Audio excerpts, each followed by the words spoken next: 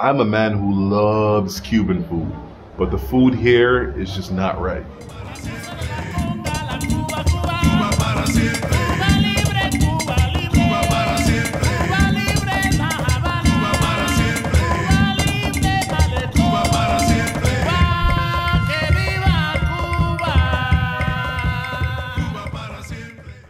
Let's talk about the food situation here in Cuba. There is an economic embargo that prevents access to the US market, but we'll talk about that a little bit later on. In Cuba, there are two types of restaurants, ones that are government owned, that are relatively inexpensive, and then you have private restaurants which tend to be a little bit more expensive. In Cuba, I was expecting to get food that was better than the stuff that I would get in Miami and New York.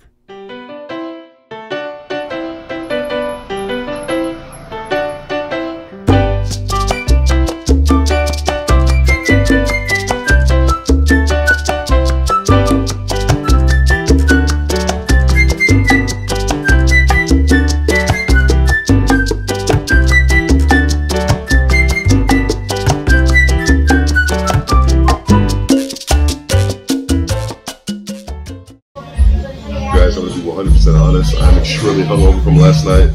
Let's eat some food to try to clear that up. So in this sandwich, you have steak, ham, mozzarella, veggies with a curious sauce on it. Let's see how it tastes.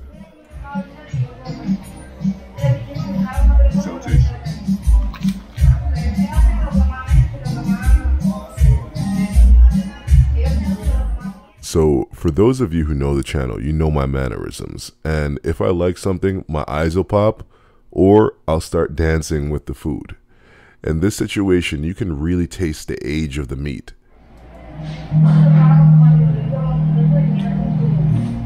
The age of the meat is obvious. It tastes like it should have been consumed or cooked at least 2 weeks ago.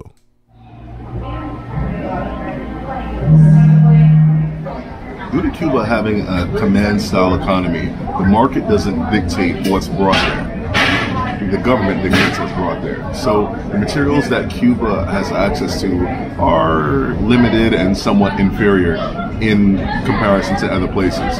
Here in the United States, we have access to better materials to make the same style of food. I'm definitely starting to lean into this privilege thing, and it is not bad. In an effort to find some good fried fish, I decided to go to the beach. And instead of going alone as per usual, I decided to take a Cuban family with me. Alright, so right now we have a fish enchilada. It seems to be some sort of mixed fish. We're gonna enjoy it, okay? This is my stepson. He enjoyed the fish, meanwhile, I was mortified by the taste of it. It clearly came out of a can. How is it that on an island as beautiful as Cuba, with such great waters around it, that fresh fish is so rare? That's because fishing is severely limited by the appropriate parties. I have to be careful in what I say here. I want to be able to go back to Cuba without getting arrested. You guys want to see what government made pizza looks like? It looks like this. I found that pizza was more common on the streets than comida criolla or comida latina.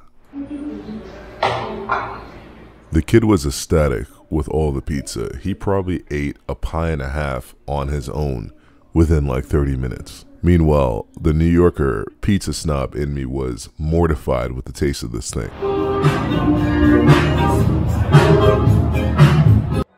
The best food I had in Cuba was actually at a nightlife spot, Fábrica de Arte. I messed around and gave the meat from the sandwich to some hungry little cats that were walking around the spot.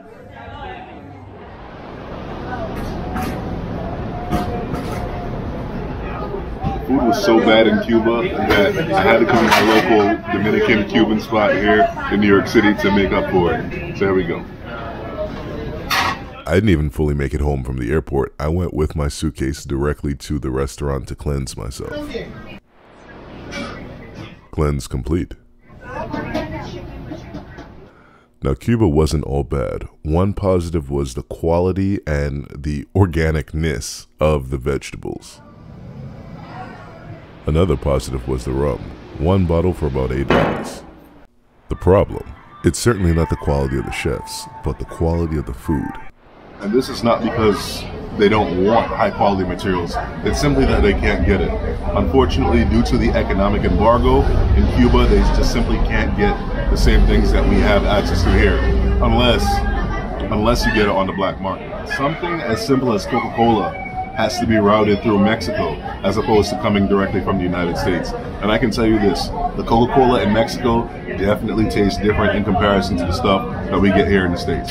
Another effect of the embargo is that American tourists are forced to stay in the houses of Cubans and cannot stay at government-owned hotels. Guys, I want to show you my Casa Cubana. Okay, let's check it out. So this is the living room here, right? The living room. Beautiful wood furniture, I love it. And then on the wall here, there are photos from different eras here in Cuba. So before the revolution, majority of it at least. All right, this looks like maybe the 50s or the 40s.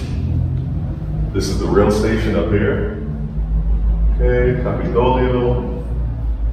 This looks like Vedado to me.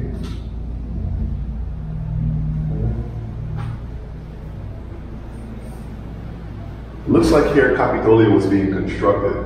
If I'm not mistaken, Capitolio was constructed in the 1920s or 1930s. We'll check just to make sure that's not wrong. Okay. This is the view.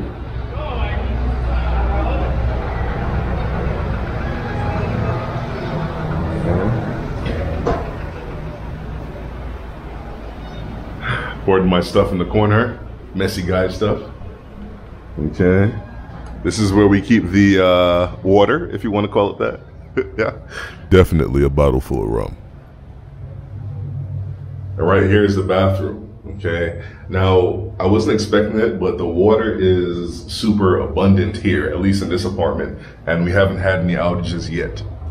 And all of this for the cool price of $25 a night. So right over here in the safe is where I keep the Monopoly money, okay, and the YouTube money too. So if you've gone to Cuba and you found that the food is great or that the food is not so great, let me know in the comments below. Thank you so much for watching. I'll catch you in the next video. Peace.